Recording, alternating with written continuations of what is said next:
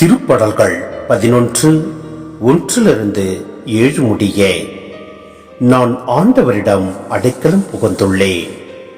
நீங்கள் என்னிடம் பறவையைப் போல மலைக்கு பறந்தோடிப்போ, ஏனெனில் இதோ பார், பொல்லார் வில்லை வளைக்கின்றனர், நாணில் அம்பு தொடுகின்றனர், நேரிய உள்ளத்தார் மீது இருளின் அம்பு எய்யப்படுகின்றனர்.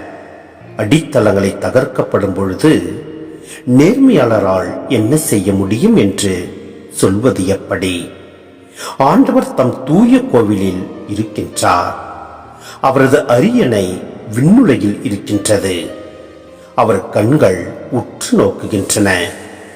அவர் விழிகள் மானிடரை சோதித்தருகின்றன. ஆண்டவர் நேர்மையாளரையும் பொல்லாரையும் சோதித்தருகின்றார். வன்முறையில் நாட்டம் கொள்வோரை அவர் வெறுக்கின்றார். அவர் பொல்லார் மீது கரி நெருப்பும் கந்தகமும் சொரியும்படி செய்கின்றார். பொசுக்கும் தீக்காற்றே அவர்கள் குடிக்கும் பானமாகும். ஏனெனில் நீதியுள்ள ஆண்டவர் நேரிய செயல்களை விரும்புகின்றார். அவர் தம் திருமுகத்தை நேர்மையாளர் காண்பர்.